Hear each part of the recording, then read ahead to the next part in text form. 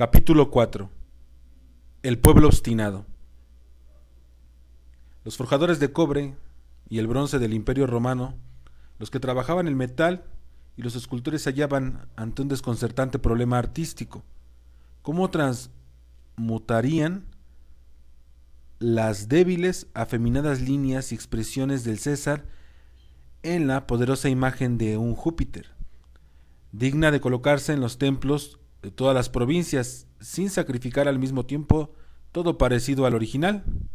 Por algo, el pequeño Cayo, el regalo del campamento de su padre, había sido apodado Calígula por los soldados, diminutivo de Caliga, la bota de los infantes romanos. Todo sugería en Calígula lo blando y diminuto. Era de baja estatura, tenía estrecha la frente, blandas las mejillas, encorvada la nariz. Sus características más destacadas, si así se puede llamársela, era la debilidad de su mentón. Esto, junto con el colgante labio inferior y los parpadeantes ojillos, reducía a la desesperación a los artistas del imperio, a quienes se habían confiado la producción de las divinas imágenes imperiales. Los escultores de la ciudad de Sidón tenían, por supuesto, el mismo problema que los demás, pero complicado por la estilización local de todas sus formas artísticas. La estatua que finalmente entregaron para adorno del Sancta Sanctorum de los templos judíos de Jerusalén presentaba rasgos típicamente asiáticos. La nariz era de la del dios Moloch, ancha y chata, y la cabeza asiática sostenida en el delgado cuello. Pues en este detalle habían sido fieles. El retrato de Calígula producía el efecto de una caricatura.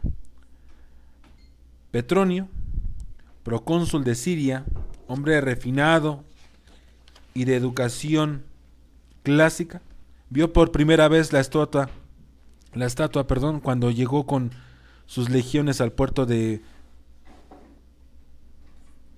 Ptolemais y tuvo gran dificultad en contener la carcajada.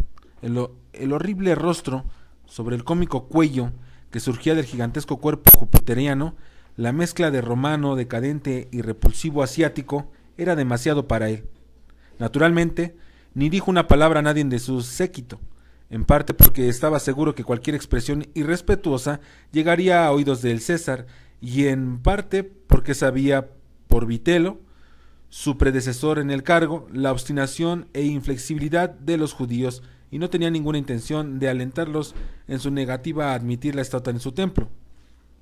Conocía por diversos conductos su oposición a la orden del César, pero les dejaba atónito y turbado el saber que había abandonado los campos y, bajo la jefatura de Aristóbulo y Helio, hermanos del rey de Agripa, se dirigían en masa hacia Aco, acompañados de sus doctores y sacerdotes. Al principio se inclinaban, a pesar que los judíos habían recibido una descripción de la grotesca imagen del César Dios, y que se dirigían a su encuentro para protestar contra la indignidad de verse obligados a alojar aquella monstruosidad en su amado santuario, y en el fondo de su corazón no podía dejar de simpatizar con ellos. Ya estaba pensando en transacción, siendo Agripa, el rey judío, íntimo amigo de Calígula, acaso pudiera convencer a éste de que retirara la horrible estatua sidonia y la sustituyera por una de las obras maestras de Fidias y Praxiteles que Calígula había hecho trasladar de Atenas a Roma. Al fin y al cabo, el templo de Jerusalén era uno de los santuarios más famosos del mundo romano. ¿Acaso él, el Pretonio, obtendría la gratitud de los judíos si conseguía, adorno de su santuario nacional, una obra de arte digna de su venerable tradición religiosa?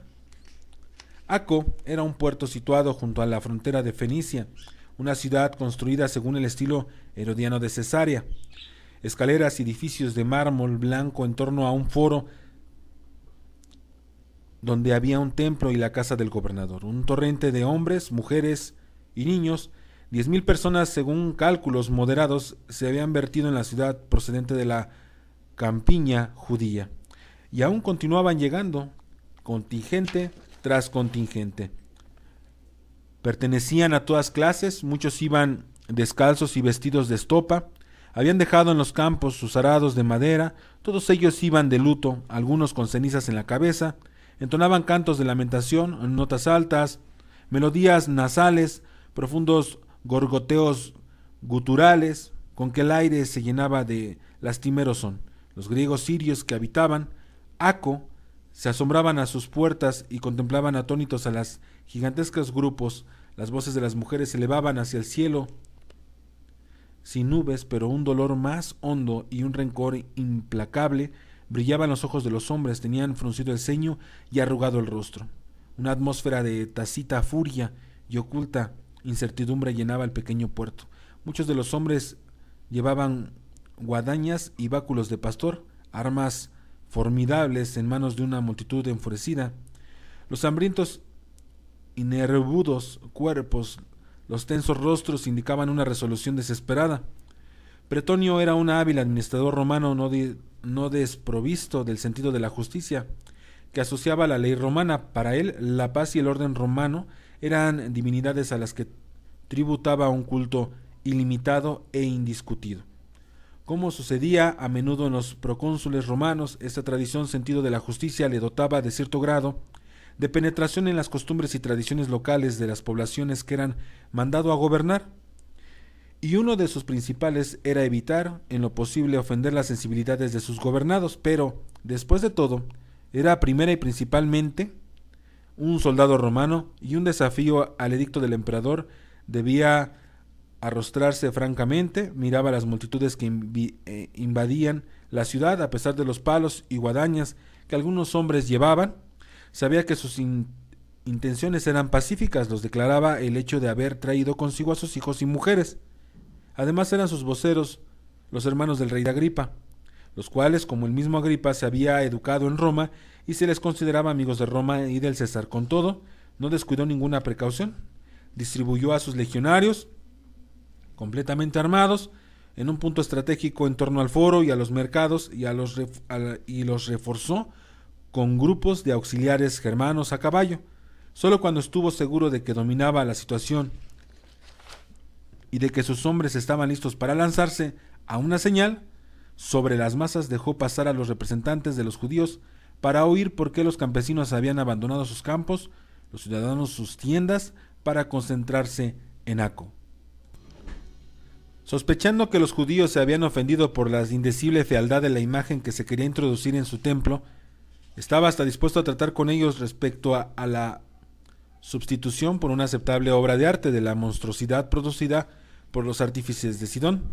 Se hallaba realmente algo sorprendido de que una descripción de la imagen hubiese llegado ya a conocimientos de los judíos, pero su débil sorpresa fue barrida por algo parecido a la estupefacción cuando supo que a los judíos no les procuraba en lo más mínimo la indignidad de aquella determinada imagen, ni lo poco apropiada que era, tanto para su templo como para la majestad del César Dios, sino que en ninguna circunstancia permitirían que una imagen de un hombre de carne y hueso profanase su santuario. Semejante cosa, le dijeron, era contraria a su fe, y estaban dispuestos a perder la vida antes que permitir que se llevase a efecto.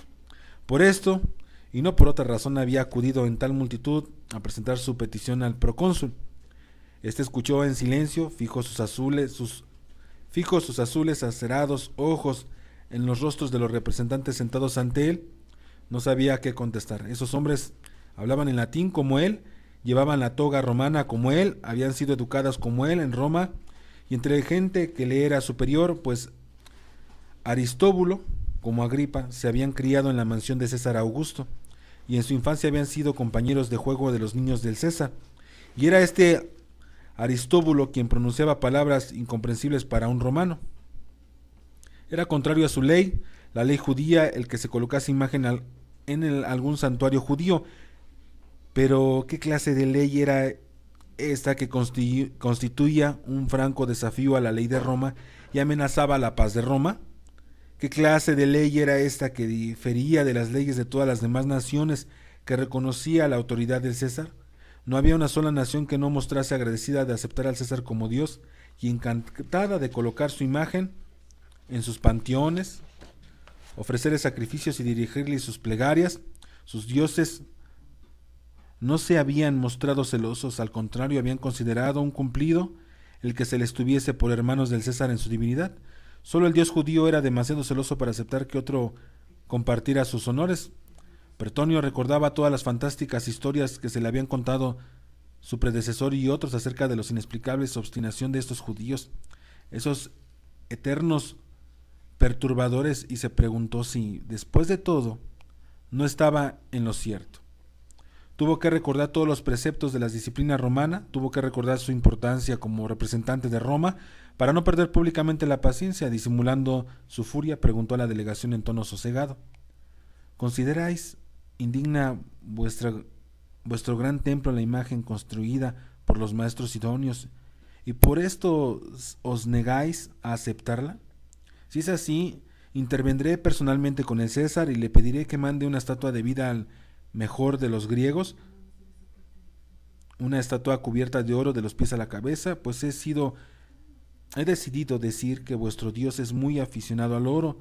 Y sonrió irónicamente, y esperó que con ayuda de vuestro rey Agripa persuadiremos al César a que trate a vuestro Dios con la dignidad que en vuestra opinión se le debe, aunque el César nos mandará al Júpiter Capitolino cubierto de oro de los pies a la cabeza, o al gran Zeus de Atenas. No permitiríamos que la imagen entrase en un templo. El romano palideció y sus azules ojos centellaron. ¿He de considerar esto como una declaración de guerra a Roma? ¿Por esta razón habéis concentrado en Aco vuestras multitudes? No, no deseamos la guerra con Roma, pero no podemos transgredir nuestra ley, que nos prohíbe reconocer como Dios a un hombre de carne y hueso y colocar su imagen en nuestro templo. Estoy aquí para cumplir el decreto del César, mis órdenes no provienen de vuestra ley, no necesito vuestro permiso, tengo mis legiones, el pueblo se opondrá a su paso. ¿Vuestro pueblo hará la guerra a Roma?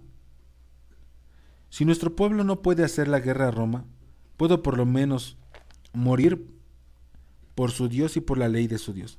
Oídme, he estado en muchos países y hasta ahora solo he visto morir por el César y por las leyes de Roma. No he visto morir a nadie por sus dioses y sus leyes. No verás aquí en Judea. Estoy aquí para hacer cumplir la ley romana, no la ley judea. Con eso terminó la entrevista y Petronio dio una orden a sus legionarios. La imagen del César estaba en Aco desde hacía algún tiempo. La había traído por mar desde Siria y descansaba en una plataforma de madera montada sobre sus 6 ruedas. Los judíos no habían visto la imagen, pues estaba envuelta en lienzos sidonios como una momia. A la orden de Petronio se quitaron los lienzos de la imagen, que fue levantada lentamente y una vez en pie afianzada con cuerdas. La cabeza de bronce, cubierta de hoja de oro, brillaba al sol. Los judíos cerraron los ojos para no ver la abominación. Pero cuando el centurión dio la orden de hacer rodar la plataforma hacia Jerusalén, un terrible grito de lamentación surgió de la muchedumbre. La tormenta de lamentos se propagó del muelle al foro, del foro a todos los sitios descubiertos, y un muro de carne vivía formóse súbitamente en torno a la plataforma y a la embandera legión de que la acompañaba. Como corderos que se juntaban contra la tempestad, los judíos se apretaban ante el paso del monstruoso. Se cerraron todas las salidas del muelle. No quedó sitio para el paso de un solo ser humano. La primera ola de legionarios, encabezada por los germanos montados, se lanzó sobre el muro de carne viva. Este cedió, pero no se rompió. Donde se formaba una brecha, surgía una masa para cerrarla. En vano lanzaban a germanos sus caballos contra la compacta masa de hombres, mujeres y niños.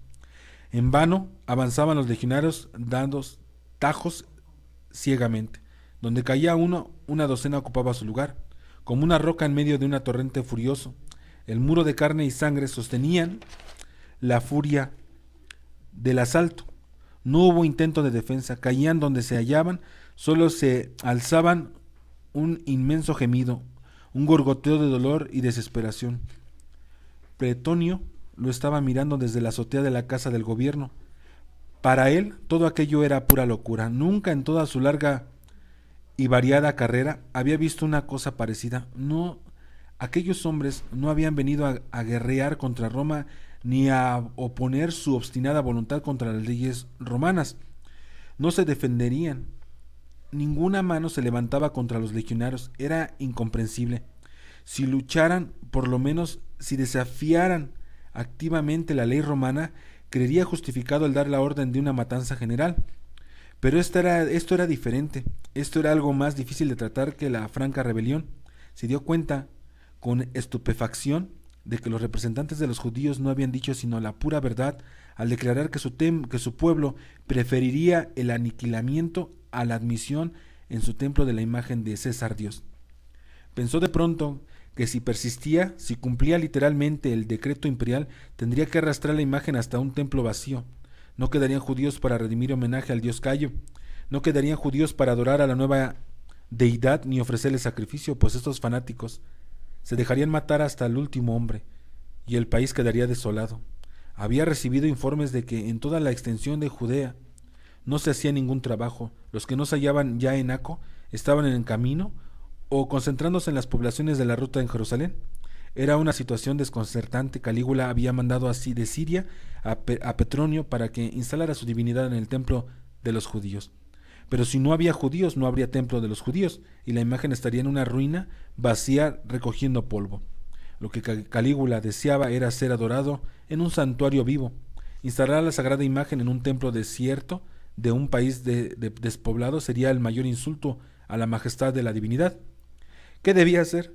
Poco a poco Petronio llegó a la convicción de que no podía hacer otra cosa que detener la empresa hasta que hubiese informado al César de su extraordinario dilema. Era la única salida, ya que se había hecho bastante daño al prestigio de Roma y de la dignidad de su ley. Junto a la ira y aún repugnancia que aquella exhibición de obstinación sin sentido suicida, había despertado en él. Surgió también un sentimiento afín a la admiración. Esto era devoción a un dios, y esta maravilla era incomprensible para él cuando reflexionaba que el dios por el cual ofrecían sus cuerpos desnudos e indefensos a las espaldas de los legionarios no había exaltado sobre sus vecinos en modo alguno. Por el contrario, su Dios los había abandonado a la furia de sus enemigos, y por lo que él, Petronio, pudiese ver, la única recompensa que recibirían por su incomparable fidelidad era la angustia. Eran oprimidos por los fuertes, despreciados por sus vecinos, y encima de ellos soportaban la pesada carga de caprichosas leyes, y sin embargo estaban dispuestos a morir por este Dios. ¿Cuál era el secreto del indestructible lazo? ¿Qué oculta ventura emanaba de la misteriosa divinidad para inspirar tal fidelidad? Pues era innegable que había una especie de dicha, una indescriptible e incomprensible dicha en su adoración. Ningún otro dios del Imperio Romano, ni el Júpiter Capitolino, ni el Zeus de Atenas, ni la Diana de Efeso, ni la Isis de Egipto podía imponer la obediencia que se ofrecía a este ignoto e invisible dios de los judíos. ¿Quién era él que podía inculcar tal adoración y fe en sus adeptos, tal certidumbre que, al abandonar este mundo, no hacía más que adquirir otro mayor importancia? Era posible que conociese la respuesta a la pregunta que era desde hacía tanto tiempo y tan a menudo a la tormenta. Le preguntaba de qué había detrás del velo de la muerte.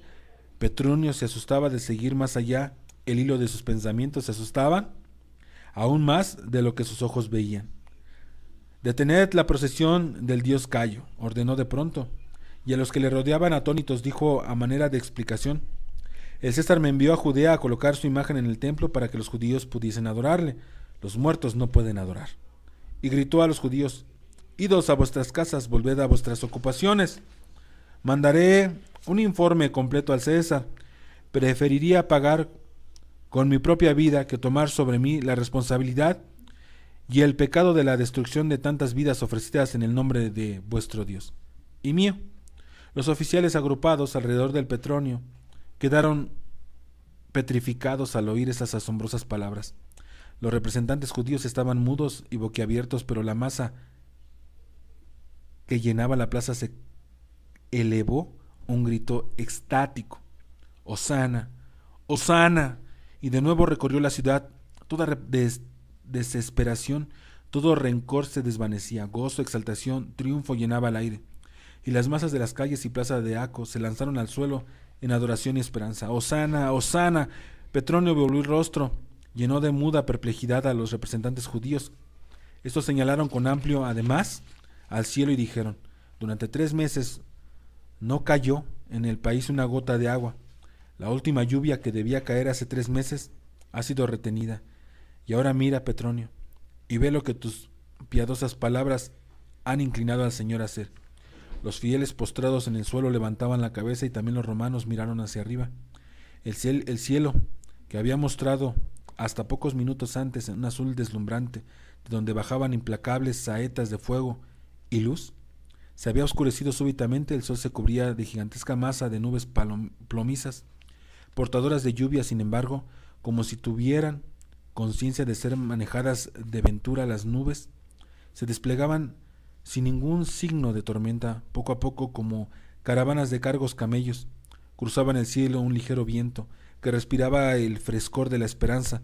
Pasó por encima de las concentradas masas y las primeras suaves gotas cayeron en los rostros levantados de los judíos y en las macizas, bronceadas cabezas y hombros de los legionarios romanos. Hosana, es la última lluvia. Era un milagro y un signo. Con la última lluvia vendrían días mejores y más felices. La última lluvia arrastraría no solo el polvo acumulado en el suelo, sino los pecados acumulados en el corazón de los hombres. Alzóse un suspiro de confianza. De ahora en adelante todo irá mejor. Dios oyó las piadosas palabras de un gentil y hallaron favor en él, decíanse los judíos.